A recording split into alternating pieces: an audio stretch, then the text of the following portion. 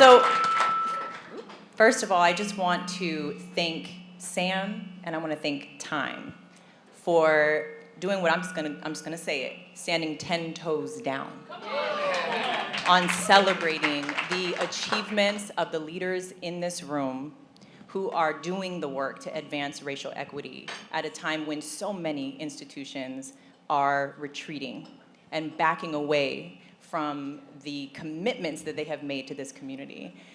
This is an important time for us to gather. This is how we heal. This is how we strategize. This is how we fight back. And I will say, I am about 12 weeks or so postpartum. This is my first time in the world in heels. And there's nowhere else I would rather be tonight, because we need this now more than ever. We need to be in community. We need to stand in solidarity with one another. So it is such an honor to have this opportunity to be in conversation with each of you. And I just want to, before we dive into our conversation, I want to take a moment to just applaud every single person on this list and everybody in the room this evening. So can we just give a warm applause? I think that we need all the good energy and joy that we can get. So this is going to be an uplifting panel, but it's also, I'm sitting with some truth tellers. So I invite you to bring your truth with your full chest, and we will also end on a hopeful note. I assure you of that, okay? All right, those are our ground rules. So let's dive in with the topic that is on the top of all of our minds today, which is the attacks on DEI. Right? Let's just go there, right? We're gonna dance around it? We're just gonna go, let's go right in. So each of you are doing extraordinary work, have been doing extraordinary work around racial equity from very different vantage points. So I wanna give each of you the stage and the opportunity to talk about your work in this moment and how you're pivoting, how you are thinking about approaching your work differently, or are you leaning into some of the same strategies? We are looking for inspiration in this room.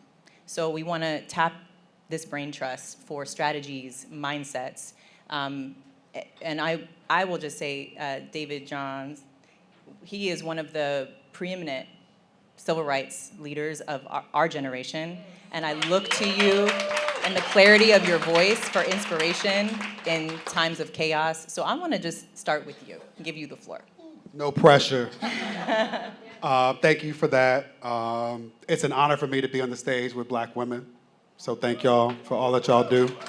Also, I'm honored to be in the arena with each of you. For those who don't know, I'm the quarterback of the National Black Justice Collective. We are a 21-year-old civil rights organization. We understand the lessons of Black feminists like Fannie Lou Hamer, who taught us that none of us are free unless and until all of us are free. We understand that we have to celebrate the legacy of folks like Brother Bod Rustin. Coleman, thank you for introducing him to so many more. Because we know if we don't get into good trouble, then fascists will win. And what I also know is what a sociologist, Asa Hilliard, taught me, which is that I've never met a child in particular, a Black child, who is not a genius. There's no secret to how we support them. We first acknowledge them as human, and we second support them with love. So the question, a part of your question, Elaine, is what are we doing differently? What are we leaning into? I'm standing 10 toes down on the business of making sure that all of our babies are supported. I've never met a child who asked to be born, as he said. If y'all have, let me know, I want to meet them. And each of our babies deserve the support required so that they can thrive. 3 quick things. One is we focus a lot on mental health and well-being. We know that even before the most recent pandemic inspired by the novel coronavirus, the suicide rate for Black babies has doubled. I imagine that is increased given all of what we know has happened since then. And there's not a whole lot of data collected that accounts for the wholeness of all of us. But what we do know is that for kids who identify as LGBTQIA+, you'll hear me say same gender loving. I don't use gay because gay is a white male political identifier. If I say gay, you don't imagine somebody who is as fine as I am. So language is important, right? Language is important, right? But we have a partnership with Boris Lawrence Henson Foundation, run by Taraji P. Henson, where we have provided more than 300 of our babies with high-quality, culturally competent mental health support. We all have to find ways to do that. The second thing is we have to use language that's inclusive. I know some of y'all have language fatigue. Some of y'all who never cared about grammar got issues with they and them.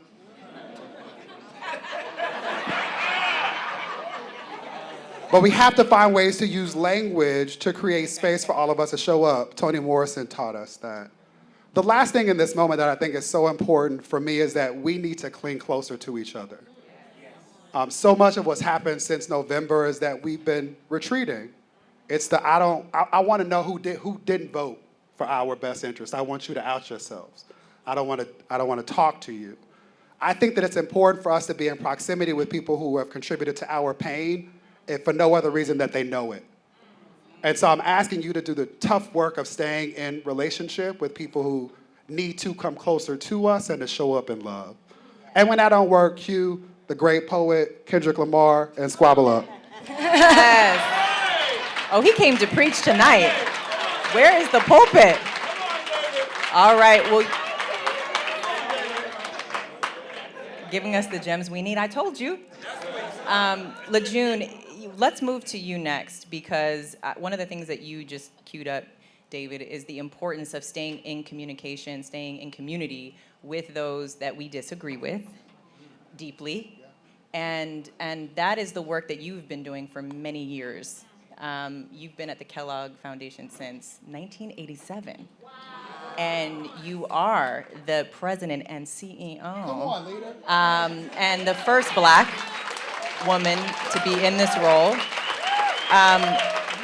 And I'd like to say we met years ago, pre-pandemic, pre-empty promises from companies and institutions around racial equity, at a full-day seminar workshop around racial healing, which was one of the most impactful experiences of my career. So I want to thank you for that.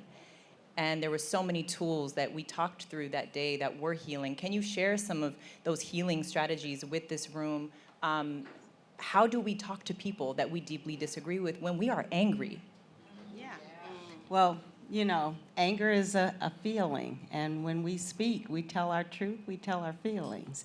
And so it's part of the dialogue, actually, but it's done in a way that invites conversation that leads to a greater level of empathy, a greater level of shared understanding, and at the end of the day, a connection that we can use to work together to create a better future for our communities, our children, and our families. But to answer your first question on where we are, we are so steadfast in this work. And when you were talking about pre-pandemic, we were pre-George Floyd, we were pre. Our organization is almost 100 years old, and we have been doing this work and creating opportunities and equity for children, regardless of race, creed, gender, et cetera, for our existence. And so in this moment, we are so steadfast in what we are doing. And in fact, why wouldn't we be? We are winning. The backlash is because of the success. So why wouldn't we do anything but continue to push what is true for all of us, that our humanity is about all of us, and we do use language that is about being expansive, because even inclusive invokes some level of power of who can include and who can't. We are expansive. We believe in expanding the space and opportunities for everyone so that every child can thrive. And our healing work is what we believe is the pathway to getting to this place of racial equity. And the healing work is about how we truly connect with one another through our common humanity and build the empathy that allows the changes to be sustainable. We're where we are now because you can't mandate this. The laws that were put in place, people didn't believe in those laws. There was no love and humanity behind those laws, and that's why they're being pulled back. What we really need to do is work with people across our differences and learn to understand one another, to find where we have commonality, and to figure out how we can create a nation and a world where all of us can thrive. And reach our highest aspirations. So that is what our work is all about. And it's not all easy, right? And a lot of people think, that healing work is kind of soft, right? But it's not. And in fact, if people were really leaning into this space, a lot of the issues that we have in society would have been resolved already. So we know this is the difficult work, but it's the truth-telling, it's the storytelling, it's how we really affirm and create the value for ourselves and others and allow us through that affirmation to work closely together. Nice. So, you were saying give an example. And in my book that I wrote, How We Heal, which was launched earlier this year, I share stories about how healing actually works and looks and feels like. And one story that I shared is a relationship that I now have with the police chief of the city of Battle Creek, a white male who was,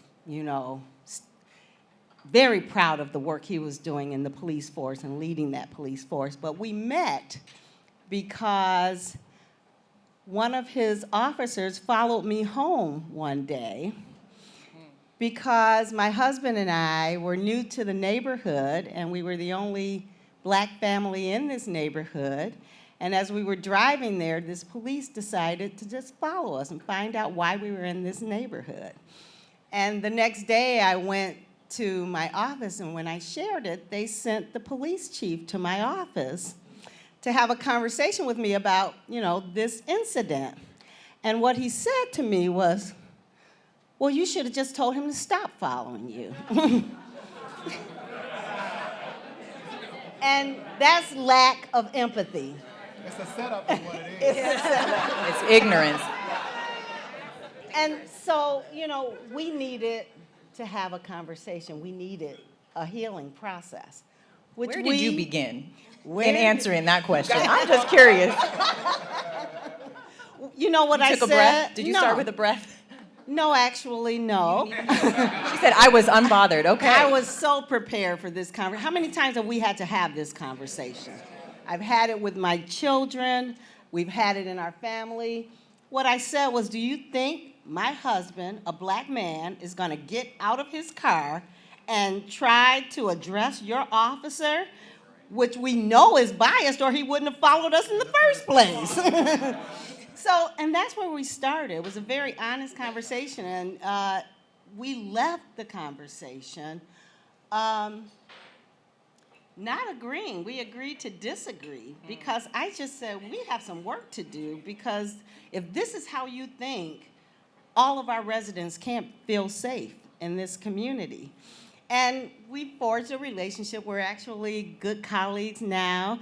He invited me to present to PERF, which is one of the National Police Officer Enforcement Organizations, and he thought he was setting me up. But I went into this room of thousands of police officers who were all wanted to lock me up that day. And I shared with all of them that, this is not going to work. This is not how we build communities. And we've continued to work together in that way. That's a fantastic story. I didn't know how that one was going to end. But Elise, first of all, it's so great to see you on this stage. You are maybe one of the youngest people on this list, and so impressive. You are building innovative technology that is helping make the workplace more equal, more fair. Talk about your work in this moment and what you're doing every day to make sure that DEI survives this backlash. Yeah, absolutely. So at Praxis Labs, we're an AI learning company. So we use AI agents to help build human-centered, inclusive leadership skills that enable workplaces to work better for everyone, to create products and services that better serve everyone. And a lot of our clients, chief diversity officers, talent officers, chief people officers, are navigating this moment. I was talking with a mentor today who said, we are resigned, but we are resolved. And that's where Praxis Labs is sitting in this moment. I've been talking to a lot of the executives, and we work with companies like Amazon and Conagra and Fannie Mae and Uber about how to navigate this moment. And I've been referencing this HBR article with research from Stanford's Women's Innovation Lab. Dr. Thomas Hunt, Dr. Soul, and two other collaborators have talked about the social moment that we're in through the lens of social movements. And it's called this closed door period, where the ability to push, change, the channels are not easily accessible. And they recommend strategies to navigate. The first is being in community, keeping the community of people who care about racial justice, about diversity, equity, and inclusion, keeping it close. One of their second strategies is to preserve the collective memory. And I think that is so powerful. The third is actually around language. It's around reframing and renaming. And that's where we spend a lot of our work at Praxis Labs. So whether you were the chief diversity officer and now you lead engagement, great. If you get to still do the work, let's keep pushing on. I think the bigger piece is around this reframing. We're in a moment where we are systematically under attack. And how do we reframe the narrative around what it means to care and do the work of DE&I? How do we make leadership inclusive leadership inherently? And that's what we do. We help build these skills, these attitudes and mindsets using measurement and assessment and coaching to help people actually have change behaviors where a lot of our workforces see lack of promotion and advancement for Black and Latino women specifically because their managers do not coach them, they do not develop them, they do not see them. And partially they're afraid to give critical feedback, to say the wrong thing, to get, how do we build the skill where you can actually make connection that's deep, that's not just transactional trust, across difference? That's what we're doing at workplaces, and that's the outcome we're trying to drive, because at the end of the day, this work is better for business outcomes for all of us. Absolutely, absolutely. I want to shout some of your accomplishments out for this room.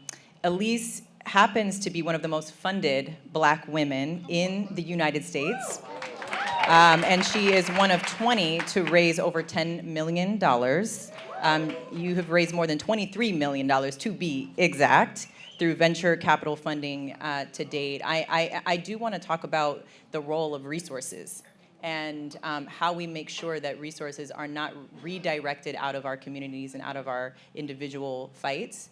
I don't know if you want to answer that first, and then I'd love to talk about the role that philanthropy plays as well. Yeah, absolutely. It's such a privilege, one, to be in this room among all of these incredible leaders. I think I'm humbled to be on this list, to be in this community. I think it is similarly humbling to be often called one of only. So that stat around 10 million, of course we've raised more, but that amount of funding going to Black female founders, to Black founders in general, is actually decreasing significantly. It was already under 0.02%, and that you can see the charts kind of since 2023, that number has consistently gone down.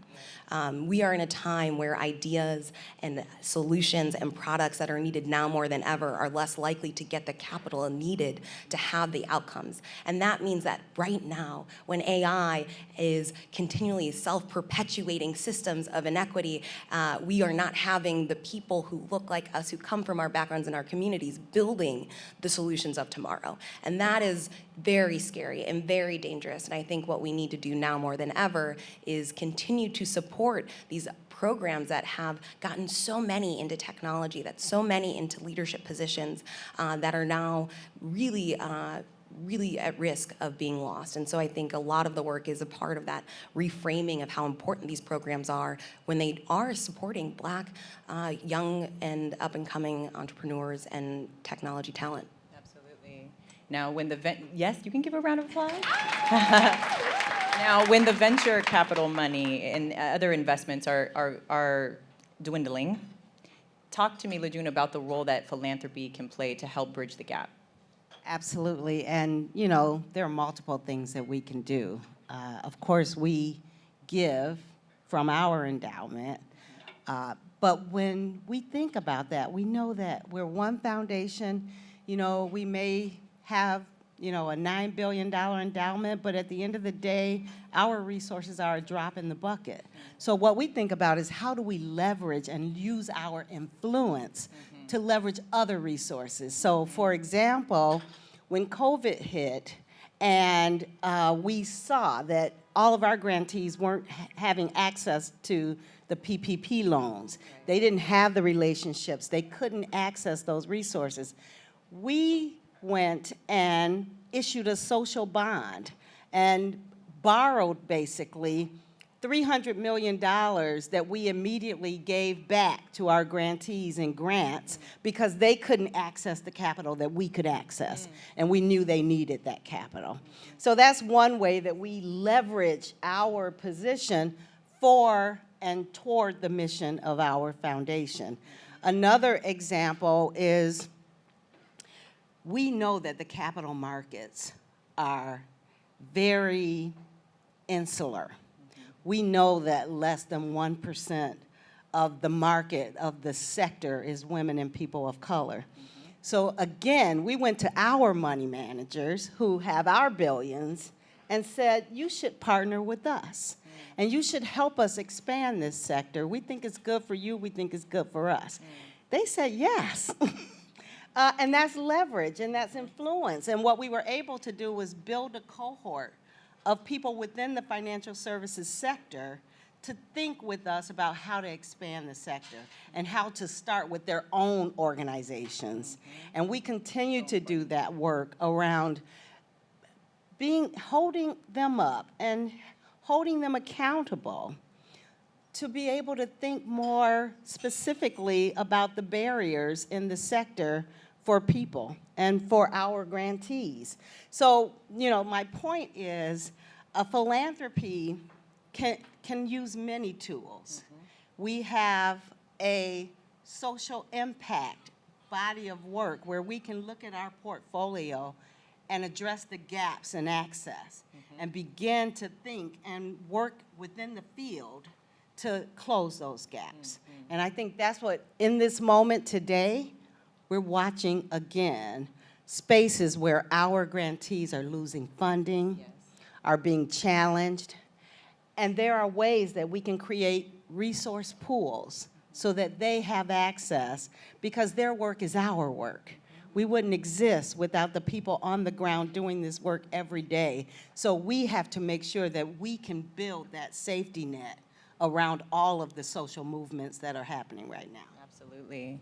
Well, I know we have 1 minute on the clock left, and I promised that we were not going to take this in CP time. So I will allow each of you to answer this last question about what brings you hope. There are plenty of reasons for us to feel hopeless and overwhelmed right now, and I will just quickly begin by answering this. Elise, I think our experience together at the Female Founders Fund Summer Camp was a place that I felt a lot of hope. I saw the faces of so many female founders working in different spaces and being roomied with you. We shared a room, a very small room with two very small twin beds, but getting to know, yeah, I'm not over it.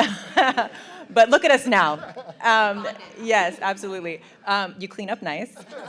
And just learning more about you, seeing what you've accomplished at your age, that gave me hope. So there's that. So now, passing the mic, I'll pass the mic to you, LeJune. We'll go down the line. You know, our foundation was founded to ensure the well-being of children and young people give me hope right now. Yes. Their energy, their passion, their resilience, the way that they just take the mountain without fear, that's the spirit that I think we need to continue to do this work. So, children. Absolutely. I second that. Yeah, we might end up saying the same thing. Anybody who knows me knows that I'm passionate about teaching the babies. Joe Taker got me. And I taught kindergarten and third grade. That's in part why my nails are this fabulous, because I had a student, a male student, who wanted to get his nails painted, but he talked himself out of it because he didn't want to be bullied. And I said to him, well, if you do it, I'll do it too. And if somebody gives you shit, send them my way. And so I think about that often in this moment where there are so many bullies. the failed history teacher turned governor of Florida being one of them, who are leveraging their pulpits to cause harm to our babies. And so I encourage you all who don't have children in your lives to find one to mentor, to spend time with Latham and at the Doula Center, just be in community with people who love on our babies. And I didn't get to answer the previous question, but I want to ask each of you if you have a political home where you're organizing. What's not lost on me is that Bayard Rustin for the March on Washington for Jobs and Freedom didn't write an RFP for philanthropy to fund it. He went to the community to get the funding. And so I want to encourage everybody to practice political tithing. If you don't have a place where you're tithing, consider the National Black Justice Collective. We're at nbjc.org. It don't have to be us, but find some place to invest in. We fund our freedom. We keep ourselves safe. It's always been that case. The Panthers in Oakland have taught us that. So find a baby to love on, be disruptive, and tithe so that we can continue to fight for our freedom so we can all get free. Amen. Elaine, you just be making me speechless because you are such an inspirational leader. Everyone in this room is such an inspirational leader, but what you've been doing with the Birth Fund, everything you write, it just moves and tells stories that need to be told. So thank you. I think what gives me hope, truthfully, is, and it's been said already, but I think when preparing for this event, I was talking to the team at Time, and I was like, so we're still doing the event for racial justice, right? Let me just get this right. Y'all are still, are you changing the name of the panel? Is it gonna be for all of us? Fair question. And I think what gave me hope was, no, yeah, that's the name of the panel. And I think it's that type of standing 10 toes down that is so hopeful. Absolutely.